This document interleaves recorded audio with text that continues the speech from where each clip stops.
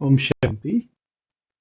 आज हम कनेक्ट में दी गई एक नई अति आधुनिक सुविधा के बारे में जानेंगे, जिसके द्वारा आप अपने यूजर्स से, क्लास स्टूडेंट्स से, अपने कॉन्टेक्ट से और आपके प्रोग्राम्स में आने वाले अलग अलग आत्माओं से कुछ डेटा कलेक्शन जो आप करना चाहते हैं या कॉन्टेक्ट मैनेजमेंट जो करना चाहते हैं, या आप उनके लिए कोई चार्ट्स बनाना चाहते हैं, या उनके लिए कोई ऐसा इंफॉर्मेशन शेयरिंग जो जिसमें आपको फीडबैक चाहिए हो, तो वो चीजें आप कनेक्ट वन में अब बड़े ही आसानी से उसको मैनेज कर सकते हैं। इसमें आप बहुत बड़े प्रोग्राम्स, जो मान लीजिए शिवानी बहन का कोई प्रोग्राम हो रहा है या कोई और प्रोग्राम जिसमें आप इवेंट्स की रजिस्ट्रेशंस करना चाहते हैं, उसको भी मैनेज कर सकते हैं।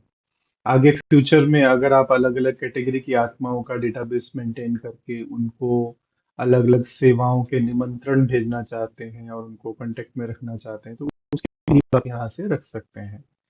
तो जैसे कि आप सभी गूगल फॉर्म्स बनाना जानते हैं, बहुत कॉमन चीज है। आप गूगल फॉर्म्स में जाके जब भी आप ब्लैंक एक नया फॉर्म बनाते हैं, तो इस प्रकार की एक स्क्रीन आती है जिसमें आप किसी भी प्रकार के गूगल फॉर्म्स बना सकते हैं, और लोगों द्वारा जो भरे हुए गूगल फॉर्म्स हैं उनके रिस्पॉन्सेज को भी आप जो है आसानी से देख सकते हैं।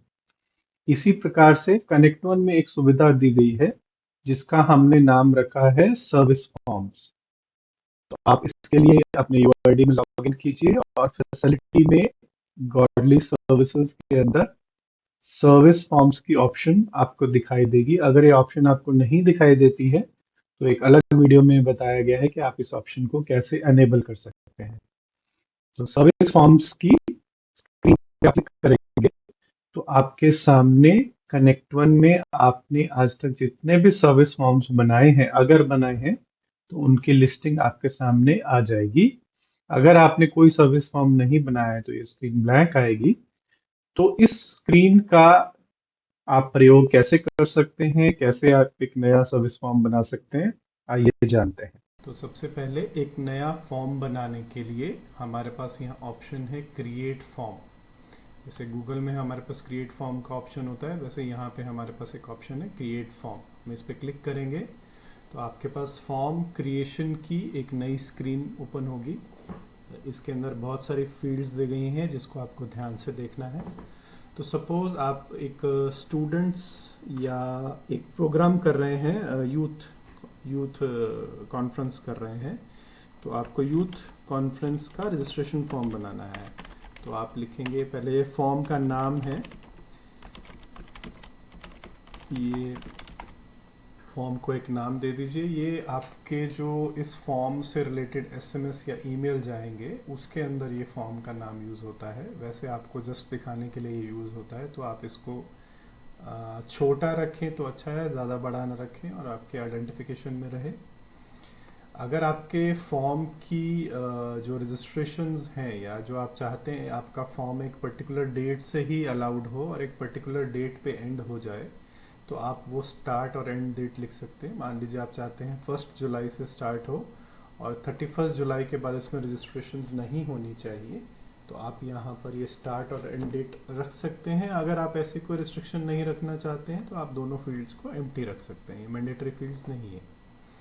फिर आपका जब फॉर्म भर के आएगा तो आप फॉर्म के ऊपर टॉप पे जो टाइटल देना चाहते हैं वो टाइटल आप जो है यहाँ पर लिख के रख सकते हैं। जैसे कि मान लीजिए इवेंट का नाम है 2023 youth conference, national youth conference, तो ये आपका टाइटल है।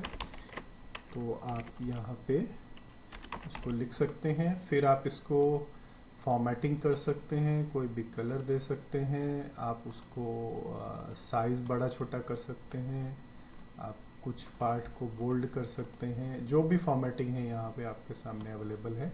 कोई पिक्चर आप इसमें डालना चाहें तो पिक्चर भी डाल सकते हैं। इसकी इंडेंटेशन, सेंटर लाइन करना है, लेफ्ट लाइन करना है, वो सब भी आप कर सकते हैं। इसी प्रकार से हेडिंग के नीचे एक डिस्क्रिप्शन का ऑप्शन होता है, उस डिस्क्रिप्शन के ऑप्शन में भी आप जो चाहें वो यहाँ पे लिख के रख सकते हैं।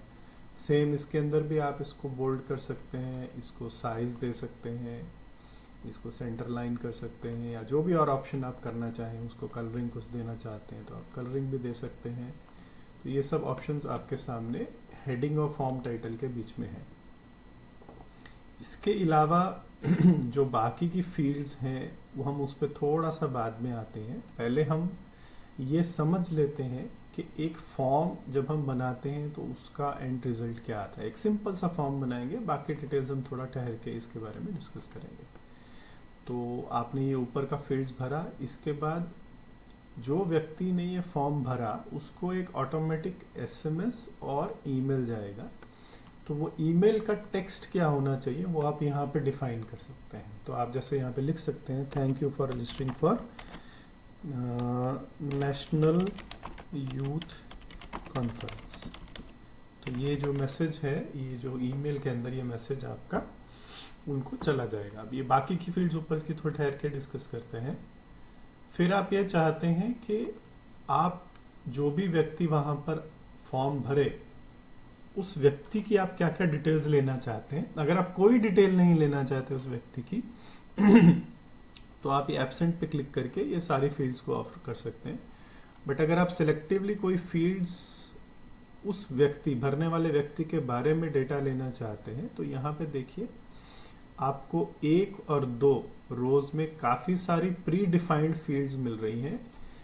जब भी कोई व्यक्ति ये फॉर्म भरेगा तो ये सारा डेटा परमानेंटली आपके कनेक्ट वन की एड्रेस बुक में स्टोर हो जाएगा, जिसको आप आगे कभी भी फ्यूचर में रेफर कर सकते हैं।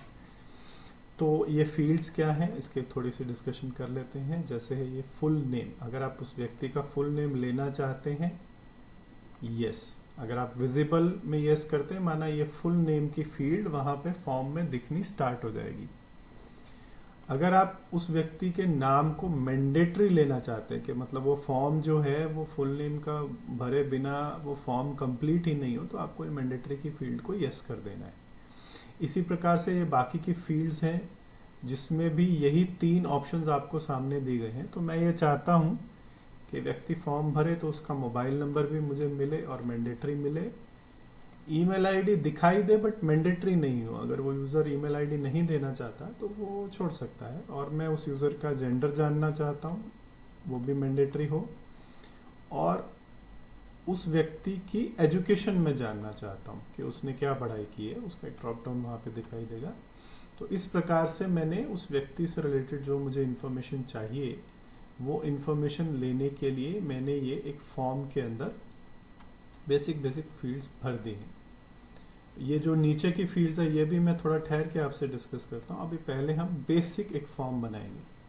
तो ये तो वो इन्फॉर्मेशन हुई जो आप उस व्यक्ति से लेना चाहते हैं उसके बारे में। अब उसके अलावा एक ये भी है कि आपको उसके अलावा भी उससे कोई क्वेश्चंस पूछना है तो आप ऐड क्वेश्चन पे यहाँ पर क्लिक करेंगे। ये देखिए यहाँ पे एक ऑप्शन है ऐड क्वेश्चन का। तो जैसे गूगल फॉर्म में होता था वैसे ही यहाँ पे आपको किसी भी प्रकार का क्वेश्चन यूज़र से पूछने की पूरी खुली छूट है।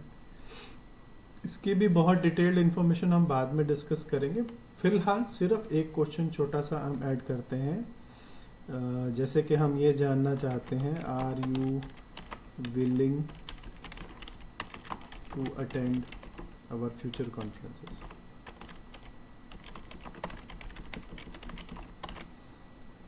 ये हमने क्वेश्चन लिखा और अगर इस क्वेश्चन के डिस्क्रिप्शन हम कुछ देना चाहते हैं तो यहाँ दे सकते हैं। अन्यथा आंसर मोड में आपको यहाँ बहुत सारे ऑप्शंस दिखेंगे जिसकी डिटेलिंग में थोड़ा ठहर के आपको समझाऊंगा। बट पहले हम यहाँ पर एक शॉर्ट आंसर ऑप्शन सिलेक्ट कर लेते हैं और इसके साथ यहाँ नीचे आपको 2 ऑप्शन दिख रहे हैं। पहला है कि ये क्वेश्चन क्या यूज़र को विजिबल होगा और दूसरा है क्या ये क्वेश्चन मैंडेटरी होगा। अगर आप ये रिक्वायर्ड मोड में रखते हैं तो ये क्वेश्चन भरे बिना यूज़र फॉर्म सबमिट नहीं कर सकता। अगर आप इसको ऑप्शनल मोड में रखते हैं तो यूज़र इसको भरे बिना फॉर्म सबमिट कर सकता है, उसको खाली छोड़ सकता है। तो हम उसको मैंडेटरी रख के और सेव पर क्लिक करते हैं। तो इसने एक रजिस्ट्रेशन नंबर का ऑप्शन है जो इसने मुझे बोला है, मैं उसको हटा देता हूँ वहाँ से। इसके डिटेलिंग आपको बाद में बताएंगे। और ये आपका फॉर्म बनकर तैयार हो गया, एक बेसिक फॉर्म बनकर तैयार हो गया। और आप इस पे ओके पे क्लिक करेंगे तो आप देखेंगे कि आपने जो फॉर्म्स की लिस्टिंग बनाई हुई है, उस फॉर्म की लिस्टिंग में नेशनल यूथ कॉन्फ्रेंस करके एक फॉर्म बनकर आ गया है। अगर आप ये फॉर्म खोल के देखना चाहते हैं, भरना चाहते हैं, या इसका लिंक किसी से शेयर करना चाहते हैं, तो यहाँ पर ये ओपन फॉर्म का ऑप्शन आपके सामने यहाँ पर आ रहा है। आप इस पर क्लिक करेंगे तो एक न्यू विंडो में आपके सामने आपके द्वारा बनाया गया एक बेसिक फॉर्म आपको दिखाई देगा। इसमें जो आपने हेडिंग ऊपर डाला था वो हेडिंग दिख रहा है, आपने जो डिटेल डाली थी वो डिटेल दिख रही है, यूज़र का full name, mobile number, email ID और जेंडर। और देखिए मोबाइल ईमेल जो है मैंडेटरी नहीं है, जहाँ मैंडेटरी होता है वहाँ रेड कलर का स्टार आता है, ये देखिए स्टार आता है। और उसकी एजुकेशन का एक ड्रॉप डाउन आ रहा है और यूज़र जो है उस ड्रॉप डाउन के अंदर अपनी एजुकेशन को सिलेक्ट कर सकता है और सिलेक्ट करके वो इन्फॉर्मेशन जो है वो यूज़र जो है आपको दे सकता है। अगर इस ड्रॉप डाउन में यूज़र की एजुकेशनल इंफॉर्मेशन की डिग्री नहीं दिखा रहा है तो यूज़र अदर्स पे क्लिक करके भी उसको मेंशन किए बिना आगे जा सकता है। और जैसे कि ये हमने पूछा कि आर यू विलिंग टू, यूज़र नो या यस जो भी है लिखकर अपना ये फॉर्म सबमिट कर सकता है। तो देखिए जैसे कि मैंने सबमिट पे क्लिक किया तो इसने कहा कि full name is required, mandatory field है, हमने भरी नहीं है तो हम उसको भर देते हैं।